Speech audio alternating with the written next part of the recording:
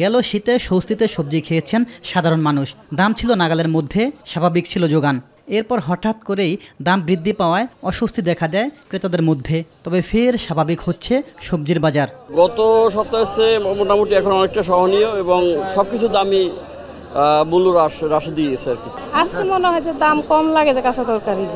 আলহামদুলিল্লাহ প্রত্যেকটা জিনিসের দাম কম, যদি এইরকম কমতে থাকে মানে সবাই ভালো মতো খাইতে পারবো। রাজধানীর কারওয়ান বাজার ঘুরে দেখা যায় গত সপ্তাহের তুলনায় প্রতিটি সবজির দাম ৫ থেকে ২০ টাকা পর্যন্ত কমেছে। ৩০ টাকা কমে ঢেঁড়স বিক্রি হচ্ছে ৩০ টাকা, ১০ টাকা কমে পটল বিক্রি হচ্ছে ৫০ টাকা, ২০ টাকা কমে কাঁকরোল বিক্রি হচ্ছে ৬০ টাকা দরে। গত সপ্তাহ থেকে সপ্তাহে সবজির দাম অনেক কম, অনেক আপনার কেজিতে ২০ টাকা ৩০ টাকা কমছে। ঝিঙ্গা ছিল গত সপ্তাহে ৮০ টাকা ১০০ টাকা, এই সপ্তাহে আপনার ৬০ টাকা ৫০ টাকা ৪০ টাকা পাওয়া যায়। ৫০-এর নিচে হলে যেমন আপনার হলো টমেটো ৩৫ হইতে ৪০ টাকা কেজি, গাজর হলো আপনার হলো ৫০ থেকে ৫৫ টাকা কেজি।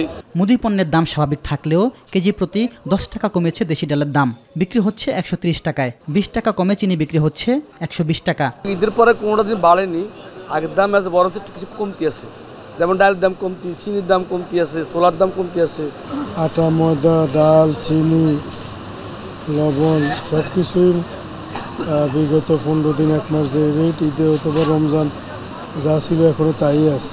অন্যদিকে বাজারে আসতে শুরু করেছে নতুন চাল, ফলে মিনিকেট চালের দাম কেজিতে ৮ থেকে ১০ টাকা কমেছে।